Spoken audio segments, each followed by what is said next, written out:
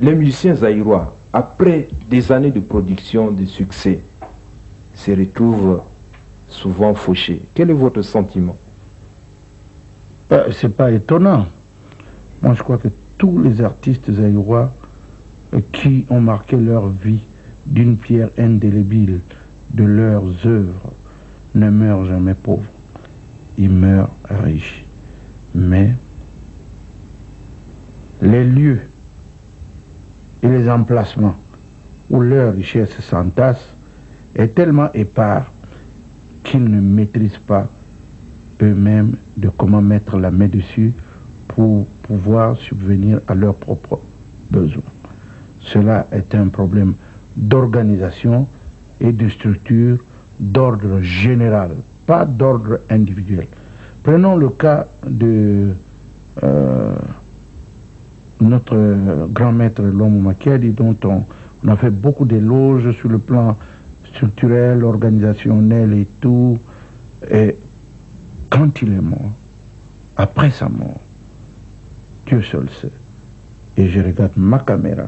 Si ses enfants me regardent, ils savent quelle souffrance ils ont, quelles difficultés ils ont, nonobstant et malgré quelques monuments de bâtiments qui sont debout que leur papa a laissés. Je crois que cela va avec les structures du pays même. Comment voulez-vous un pays qui ne pose pas des bases d'après les bonnes santé des gens? Parce que dans nos pays-là, même les chefs d'État qui sont là, eux-mêmes pour assurer la retraite d'un chef d'État, c'est comme s'ils vont me retirer, ou je prépare la retraite d'un ministre, ce n'est pas bien. Donc, un ministre aujourd'hui, quand il quitte, s'il ne sait pas bien maîtriser sa petite richesse, il devient délinquant. Un chef d'État qui quitte, il est à la merci de tout le monde. On le prend, on lui coupe les oreilles, le nez et tout, on le tue. Donc, parce qu'eux-mêmes n'ont pas respecté le corps et la santé des autres. Si bien qu'à chaque fois qu'ils sont à la dérive, on attend aussi pour leur rendre la monnaie de ce qu'ils ont fait. Moi, je crois qu'il n'y a pas que les musiciens, il y a aussi les politiciens, il y a les commerçants, il n'y a aucune structure qui est établie ni par la Constitution, ni par les réglementations, ni par les lois de nos pays, pour que l'on puisse respecter le droit de quelqu'un. À partir de ce moment, même les chefs suprêmes de nos pays sont à la merci des malheurs. Après l'occupation de leur poste ou de leur fonction, c'est de leur faute. On veut savoir comment l'inspiration vient dans une chanson comme Réquisitoire. Je crois que cette inspiration, elle est très facile à venir, parce que d'abord je me suis fait un devoir avec moi-même et une obligation que dans tous mes albums, je vais inclure une chanson à caractère politique non moins gênant. Je ne partirai pas d'une chanson qui générait ni l'écoute des apolitiques, ni les écoutes des politiques. Et c'est pourquoi j'avais commencé par un thème un peu dur, comme le glas a sonné, parce que je devais sonner le glas, j'ai sonné là. Le glas comme quoi, bon, maintenant on commence. Et j'ai continué avec Réquisitoire pour attirer l'attention du peuple et de ceux qui se croient être les autorités, que l'État dans notre pays n'existe plus. Chacun se met à la débrouille. On dit qu'il n'y a que le petit peuple qui se met à la débrouille. Non, même les autorités, ils font de la gymnastique pour vivre. Parce que vous avez une belle voiture. Bon, vous êtes ministre comment dirais-je, de travaux publics.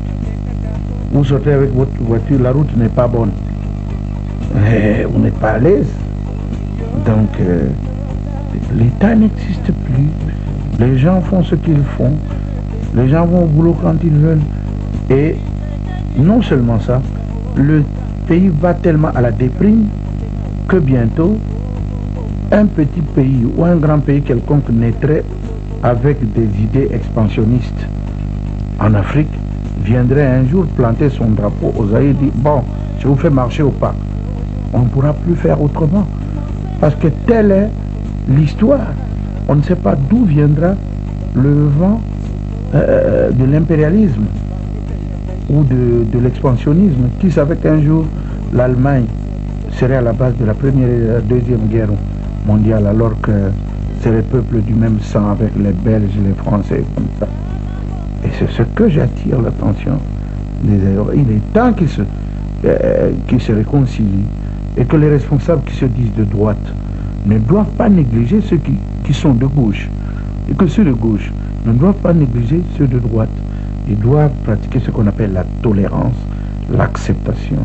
Parce que nous avons tellement perdu de valeurs, d'archives vivantes, que le peu de gens qui nous restent là, que on puisse les garder, ne serait-ce que pour tirer des enseignements. En tant que le doyen des artistes zaïrois, comme nous avions déjà chanté à l'époque de la table ronde et on a continué, et même pendant la Deuxième République,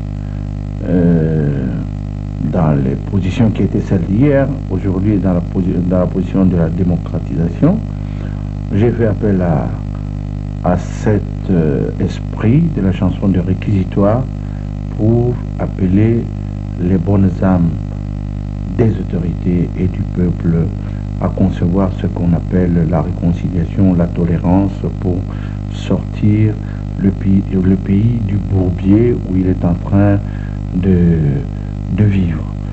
La génération qui vient, qui sont après nous, parce que ceux qui sont au pouvoir aujourd'hui ou ceux qui ont été au pouvoir hier, ils ont adhéré à la politique à l'âge de 20 ans, 24 ans, 30 ans.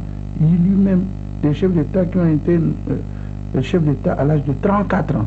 Aujourd'hui, tu vas te présenter à 50 ans, je vais être chef d'État de mon pays. On dit, ah, il est trop jeune. Ce petit-là, qu'est-ce qu'il veut? Ah non, il est temps que la jeunesse montante puisse s'intéresser à la politique. Il y a la richesse dans ce pays-là. Il y a tout dans ce pays-là. Tant que les Aïrois jeunes, qui aujourd'hui a 19 ans, 20 ans, 30 ans, ne veulent pas s'intéresser, un beau jour, il y a des gens d'à côté qui iront prendre ce pays-là et ils se mettront à genoux pour commander leur propre richesse. J'appelle à toute la jeunesse de prendre conscience qu'ils doivent faire la politique. Qu'ils le veuillent ou pas, s'ils ne font pas la politique le feront. À notre époque, nos pères nous disaient « Ah non, ne faites pas politique, vous allez mourir, on va vous tuer. » Mais si on fait maintenant le constat des personnes apolitiques qui sont mortes par rapport aux politiques qui sont morts, ceux qui se sont le nombre le plus élevé de rescapés, ce sont ceux qui se... Ceux qui n'ont jamais fait de la politique. Je n'ai pas voulu dire ça. J'ai voulu dire que ceux qui sont restés plus en vie, ce sont ceux qui ont fait la politique. Et la politique de pointe, et la politique de dictat, et la politique de submersion des autres.